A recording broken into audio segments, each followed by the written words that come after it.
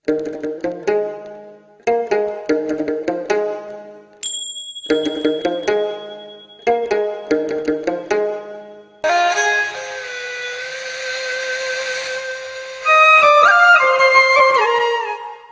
2015 मा नेपालमा गएको भूकम्पभन्दा अगाडि के तपाईलाई नेपाल भूकम्पीय रूपमा जोखिम र कुनै पनि बेला भूकम्प जान सक्छ भन्ने लाग्थ्यो? यदि तपाईँ नेपालको हिमाली वा पहाडी क्षेत्रमा बस्नुहुन्छ भने तपाईलाई यस भिडियोले आफू र आफ्नो परिवारको सुरक्षा कसरी गर्ने भन्ने बारे जानकारी दिनेछ। भौगोलिक दृष्टिकोणले भूपरिवेष्टित राष्ट्र नेपालको अधिकांश पूर्वदेखि पश्चिमी भाग हिमाली तथा उच्च पहाडी क्षेत्रमा भएकाले अधिकांश बसोबास डाँडामा छ भने दक्षिणी क्षेत्र समतल रहेकाले ती स्थानमा वासस्थान रहेको छ। नेपालमा समतल क्षेत्रको तुलनामा पहाडी क्षेत्र धेरै भएकाले भिरालो जमिनमा गरा बनाएर खेती गर्ने तथा बसोबास भएको पाइने गरिएको छ। मुख्य सडक मार्गहरूमा ढुङ्गा र इटाका 2 देखि 3 तल्लासम्मका घरहरू देख्न पाइन्छ। पहाडी क्षेत्रमा अधिकांश घरहरू स्थानीय स्तरमा पाइने ढुङ्गा माटोबाट बनेको हुन्छ, जसको मोटाई 18 इन्च हुन्छ। गाउँघरका अधिकांश घरहरू बुइगल सहित 2 तल्लासम्म निर्माण भएको पाइन्छ र बुइगलको गारोको उचाइ 3 फिटदेखि 5 फिटसम्म हुने गर्छ। बुइगलमा विशेष गरी कृषिबाट उत्पादित खाद्यान्न सामग्रीहरूको भण्डारण गरिन्छ। बुइगलको उचाइको कारणले घर जाडोमा न्यानो हुने गर्छ। काठको प्रयोग विशेष गरी छाना र तल्लाको निर्माणको लागि प्रयोग गरिन्छ। पहिलो तल्लामा 2 देखि 3 वटासम्म कोठा हुने गर्छ। साथै अगाडि र 2 छेउमा माथि छोपिएको बरन्डा हुने गरेको पाइन्छ। मौलिक घरहरूका छानामा स्लेट वा ढुङ्गा छापेको पाइन्छ। पछिल्ला केही वर्ष यता जस्ताका छाना समेत चलन चल्तीमा रहेका छन्। मौलिक नेपाली घरहरूमा राखिएका छड्के छानाले घरलाई वर्षाको पानीबाट जोगाउँछ। यातायातको पहुँच भएको स्थानमा प्राय आरसीसी घर बन्ने गरेको छ। जहाँ माटोको भार वहन गर्ने क्षमता राम्रो छ, त्यहाँ धेरै माटो र इटाको घरहरू पाइन्छ। किन सन् 2015 को भूकम्पमा यति धेरै घरहरूमा क्षति हुन पुग्यो?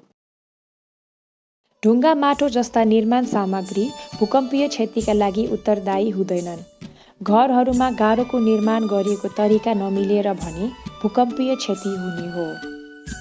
वारपार ढुङ्गाको प्रयोग नभएकाले बाहिरी र भित्री गारोको भाग राम्रोसँग नबाँधिएकाले क्षति भएको हो।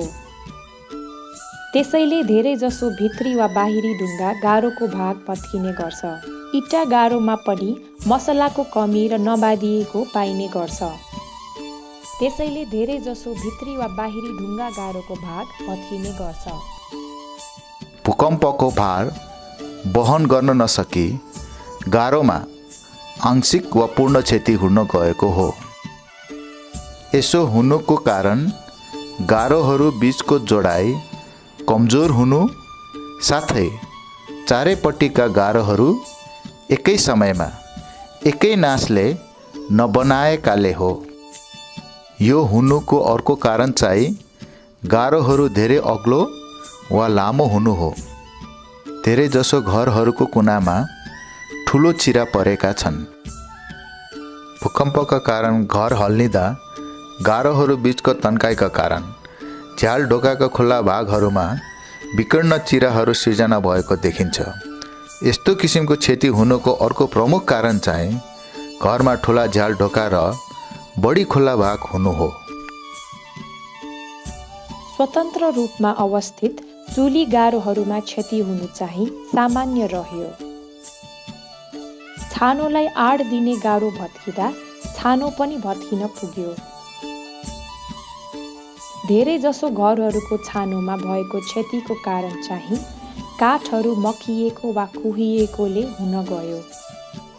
चुली गारोले छानोलाई आड नदिएकाले धेरैजसो घरहरूमा चुली गारोको पूर्ण क्षति हुँदा पनि छानो चाहिँ यथास्थितिमै भएको पाइएको छ।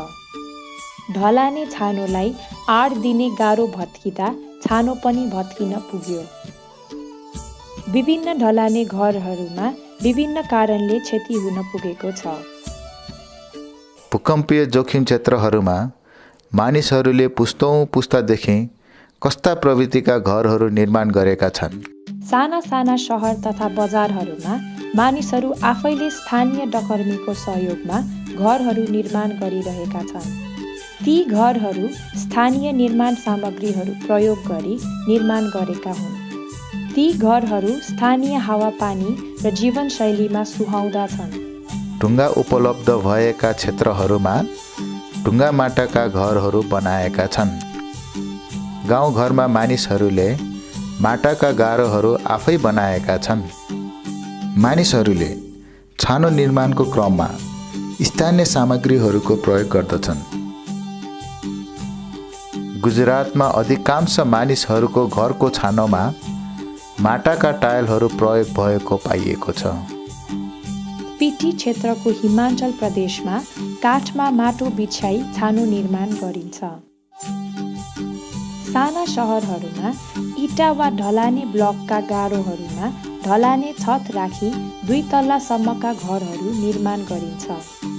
सहरहरूमा भएका भवनहरू पिल्लरवाला हुन्छन्, जसमा ढलाने पिल्लर र बीमहरूमा इटाको गारो लगाइएको पाइन्छ र ढलाने छानो राखिएको पाइन्छ।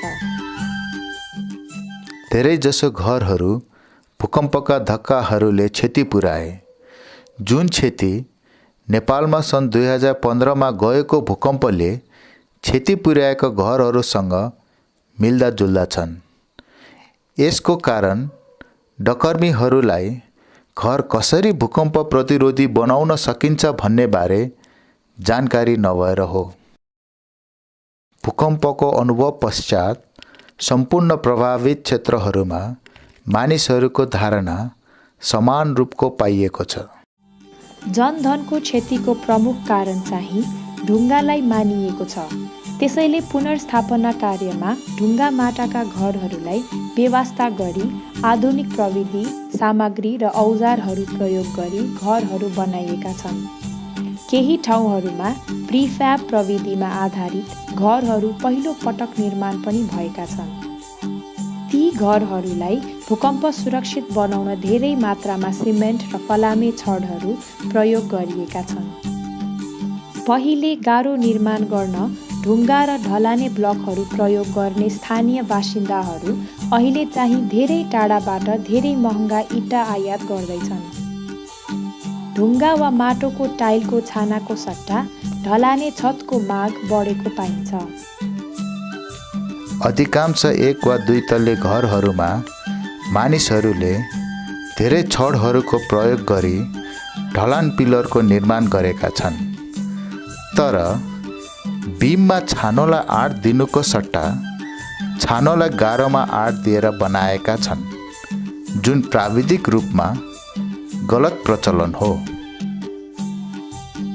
केही मानिसहरूले बीम पिलरमा आधारित खर्चिलो ढलाने घरहरू निर्माण गरेका छन्। मानिसहरूले भूकम्पको समयमा भएको क्षतिको कारण आफ्नो भाग्यलाई दोष दिने गरिएको पाइयो। उनीहरूले घरमा क्षति हुनुको प्राविधिक पक्षलाई थाहा पाउन रुचाएनन्। डर त्रासका कारणले क्षति नभएका घरहरूलाई पनि पूर्ण रूपमा भत्काएको वा व्यवस्था गरिएको पाइएको छ। उत्तराखण्डमा मानिसहरूले आफ्नो घरको आंशिक क्षति भएको पहिलो तल्लालाई मर्मत सम्भार नगरी भत्काएर घरहरूलाई भुइँ तल्लामा सीमित राखेका छन्।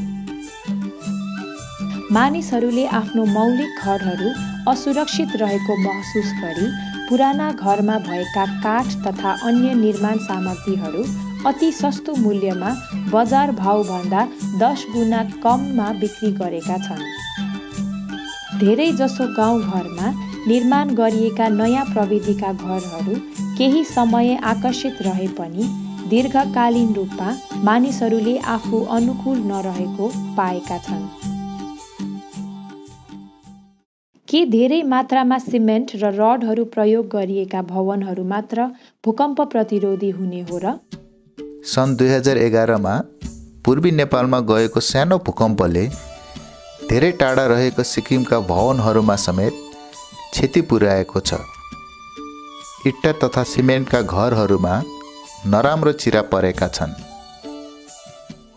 कङ्क्रिट ढलान छानोका केही भागहरू क्षति भएका छन्। कङ्क्रिट ढलान प्रविधिमा आधारित घरहरूमा समेत नराम्रोसँग क्षति पुगेको थियो। अहमदाबादमा रहेको 10 तल्ले भवनहरू पङ्क्तिबद्ध मिलाएर राखेका तासका पानाहरू क्षति भए जसरी क्षति भए। यसले के जनाउँदछ भने भूकम्प प्रतिरोधी तत्त्वहरू नरहँदा गलत निर्माण शैली भएका वा कालीगढहरूको अज्ञानताका कारणले पनि ढलाने घरहरूमा पनि पूर्ण क्षति हुन सक्छ। के स्थानीय सामग्री ढुङ्गा, माटो, इट्टा र काठको प्रयोग गरेर भूकम्प प्रतिरोधी घरको निर्माण सम्भव छैन? 1.5 तल्ला घर निर्माण गर्दा बाहिरी सामग्री प्रयोग बिना स्थानीय सामग्रीको प्रयोगले पनि भूकम्प प्रतिरोधी घरको निर्माण गर्न सकिन्छ। तर भूकम्पीय प्रतिरोधी तत्त्वहरूको प्रयोग अनिवार्य गर्नुपर्दछ।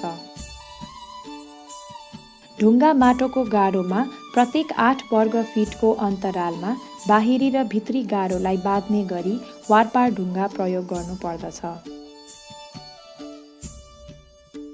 गारो बीचका जोडाई मजबुत बनाउनको लागि सबै गारो एकैपल्ट बनाउनु पर्दछ।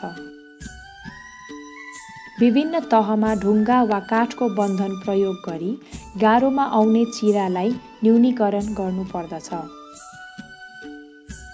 झ्याल ढोकामा आउने छड्के चिरालाई न्यूनीकरण गर्न लिन्टेल वा झ्याल ढोका माथिको बन्धनको भूमिका महत्त्वपूर्ण हुने गर्दछ।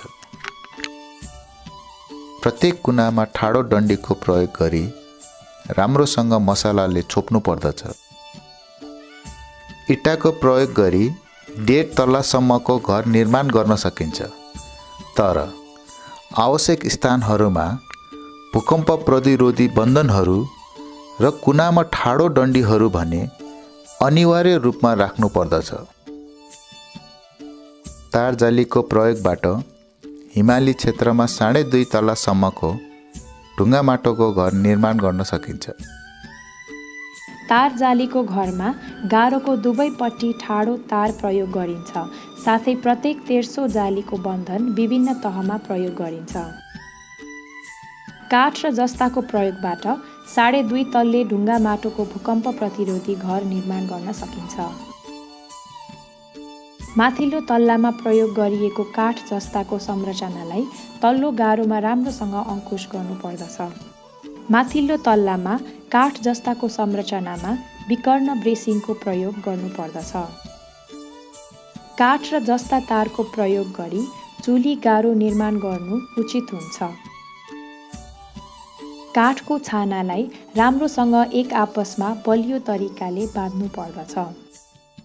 स्थानीय स्रोत सामग्री प्रयोग गरी बनाएका घरहरू पहुँचमा सहज हुने भएकाले सस्तो सुलभ पर्ने गर्दछन्। साथै स्थानीय डकर्मी तथा सिकर्मीले पनि सहजै निर्माण गर्न सक्दछन्। नयाँ प्रविधिबाट भवनको निर्माण गर्दा र भविष्यमा त्यसको मर्मत सम्भारको लागि विशेष किसिमको निर्माण सामग्रीहरू तथा डकर्मीहरूको आवश्यक पर्दछ, जुन ग्रामीण क्षेत्रमा उपलब्ध हुन सहज छैन। यी सम्पूर्ण कुराहरू भूकम्पबाट क्षतिग्रस्त संरचनाहरूको पुनर्निर्माणको बारेमा छ। तर भूकम्पले क्षति कम भएका संरचनाको बारेमा के छलफल भएको छ त? के विद्यमान घरहरूलाई सुरक्षित बनाउन सकिँदैन त? सुरक्षित आवासका लागि पहिले नै अवस्थित संरचनालाई भत्काई पुनर्निर्माण गर्न महँगो पर्दछ। त्यसैले त्यस्ता घरमा प्रबलीकरण गरी सुरक्षित आवास निर्माण गर्न सकिन्छ। प्रबलीकरण भनेको पुराना संरचनालाई भूकम्पीय जोखिमबाट क्षति हुन नदिन संरचनालाई बलियो बनाउन अपनाइने एक किसिमको प्रविधि हो। भविष्यमा आउने भूकम्पका लागि यो सस्तो, सुरक्षित र छिटो समयमा नै सम्पन्न गर्न सकिने प्रविधि हो। प्रबलीकरणका फाइदाहरू के हुन् त? यसबाट पुरै घरलाई भत्काउने तनाव हुँदैन। प्रबलीकरण गर्दा भत्काउँदा लाग्ने खर्च लाग्दैन र भत्काएर आएको सामान हटाउने झन्झट पनि हुँदैन। प्रबलीकरण गर्दा घरलाई खाली गर्नु पर्दैन।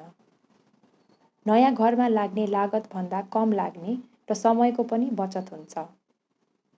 प्रबलीकरणले भूकम्पको भार वहन क्षमता बढाउन मद्दत गर्दछ। प्रबलीकरणले पहिलेदेखि यथास्थितिमै रहेको घरलाई जोगाउँछ। भारतमा धेरै भवनहरू प्रबलीकरण भएका छन्। कश्मीरमा रहेको ढुङ्गा माटोबाट बनिएको विद्यालयमा विद्यार्थीको सुरक्षाका लागि मर्मत तथा प्रबलीकरण गरिएको थियो। कश्मीर स्थित सबैभन्दा ठुलो सरकारी अस्पताल सञ्चालनकै क्रममा 3 महिनामै प्रबलीकरण गरिएको थियो। यदि भत्काएर पुनर्निर्माण गरिएको भए यसको निर्माण अवधि 2 वर्ष लाग्थ्यो। उत्तराखण्ड स्थित 120 वर्ष पुरानो ढुङ्गा र चुना सहितको विद्यालय 3 हप्तामा प्रबलीकरण गरिएको थियो। देहरादून स्थित 65 वर्ष पुरानो इँटा र चुनाबाट निर्मित विद्यालयमा छानोमा क्षति पुगे पनि 1.5 महिनामै मर्मत र प्रबलीकरण गरिएको थियो। अमेरिकाको क्यालिफोर्नियामा जोखिमयुक्त सार्वजनिक भवनलाई कानुनअनुसार नै प्रबलीकरण गर्नुपर्छ। बहुतल्ले भवनमा भविष्यमा आउन सक्ने भूकम्पका धक्काहरू वहन गर्ने क्षमता नभएका भवनलाई प्रबलीकरण गरिएको छ। कतिपय भवनहरू 60 वर्ष पुराना छन्, जसलाई स्टिलको फ्रेम प्रयोग गरी प्रबलीकरण गरिएको थियो। आधुनिक स्टिल तथा ढलाने भवनहरू पनि जसमा पर्याप्त भूकम्प प्रतिरोधी क्षमता नभएका पाइएमा प्रबलीकरण गरिएको छ। साना साना चमेना गृहहरूमा समेत आगन्तुकहरूको सुरक्षाको मध्यनजर गरी प्रबलीकरण गरिएको थियो। विशेष गरी स्टिल ब्राकेटहरू प्रयोग गरी प्रबलीकरण गरिएको छ।